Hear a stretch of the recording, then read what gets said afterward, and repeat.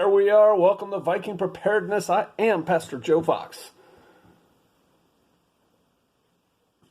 You know, when trouble comes, in whatever form that is, from a flat tire on a snowy mountain road and late at night with no other passing traffic, to, pandemic flu is ravaging the land and you and yours are as of yet unscathed. When something happens like that, being able to be creative and roll with the punches, being able to make things happen, being able to identify assets and opportunities and make use of them, that's a valuable thing. I'm going to talk about that in general with something in specific. But first, I'm feeling a mite parched.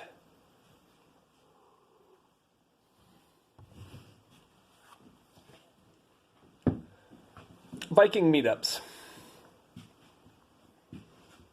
I put the call out to the panhandlers of Idaho.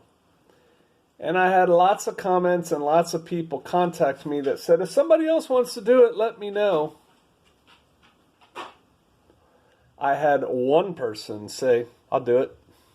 I'll set it up. I'm going to need some help with ideas and things like that, though. That person has initiative. I don't know if he wants his name out there yet. He may. He could just comment right under here, it's me, give me help. That could be. But in case he doesn't, I'm not going to put his name out there. But he has initiative. And he's already been looking for a venue. You have to have a place, right? You're not going to invite people you've never met before into your living room. I get it. And so he's been looking for a place, and he's found some, but they charge a lot of money. They charge $40, $50 an hour for their meeting venue. Now I know that the people who go, if you pass a hat around, they'll help pay for it. But still, man, that's pretty steep, right? I think that's steep. And so some other ideas that I sent him in an email. And I want you to think about these things because you may need a gathering place for something entirely other than a Viking group meetup. The upper room, where Yeshua, Jesus, and his apostles went. So they could be alone, unbothered, break some bread together, and pass on some important information. The upper rooms of the colonial taverns where the men got together and plotted revolution. I've always wanted to have a bar. I like the idea, not the reality. Have a bar and then have stairs with a bodyguard guarding it. And upstairs is the meeting room for the special people, right?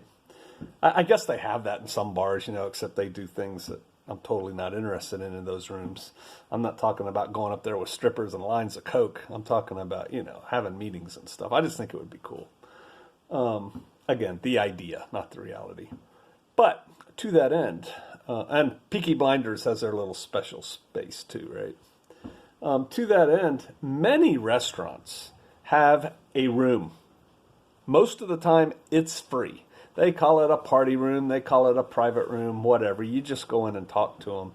And most of the time, it doesn't cost a thing. They just expect everybody that uses the room to order off the menu.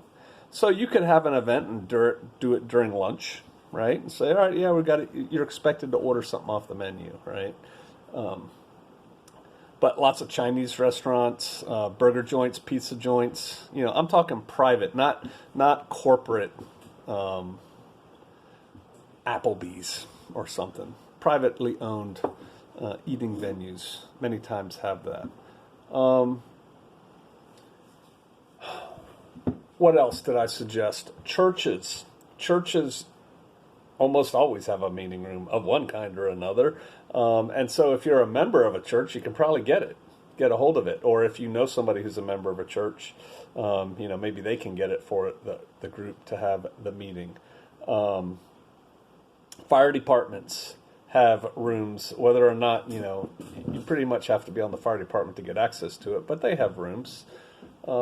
Pavilions, picnic pavilions and parks and national forests and things like that.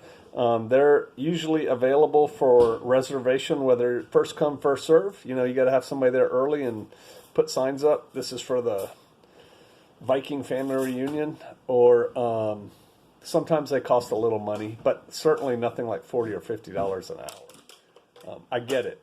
It's the panhandle of Idaho. It's going to be, November for the meeting. You'll get hardy Vikings. Everybody show up on snow machines in their snowsuits. I get it. But maybe later you could do something like that. But can you think of anything else, like a meeting venue that people could use? VFWs. VFWs. That was one I think he said, and it was like $50 an hour for the room. Depends on the VFW, I guess. Did you say fire departments? I did.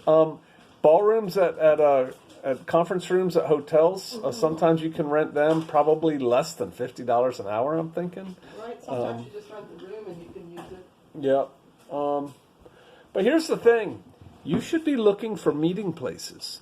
You should be looking for places, what? Schools, universities. Oh, yeah. Schools, colleges. Universities, libraries have extra rooms sometimes, Yeah, libraries sometimes that you can meet in. Call it your Book of the Month Club meeting, But you may have to have a space where you can meet people, whether that's 30 other people, 5 other people, 1 other person.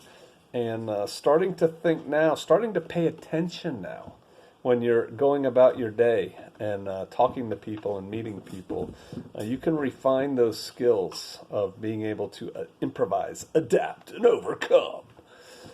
So what are y'all's ideas? There's more of you than me. What do you think about meeting places, specifically for a Viking meetup group? So figure the first one, probably 15 to 20 people, I would guess. But, y'all have ideas. November, keep that in mind. The pavilion idea probably won't work there. I know another one. People who live in, although we're talking northern Idaho, so this probably doesn't exist, but like condos usually have like a room, a community room that people in the condo can check out, rent, whatever, for like birthday parties and stuff. So think about that. Think about trying to find places to meet. Think about, as you go about your day-to-day, identifying resources that you may not need now, but you may need later. Talk to everybody you run into. Start making your own network. I may be talking about that soon too. You got to develop your network.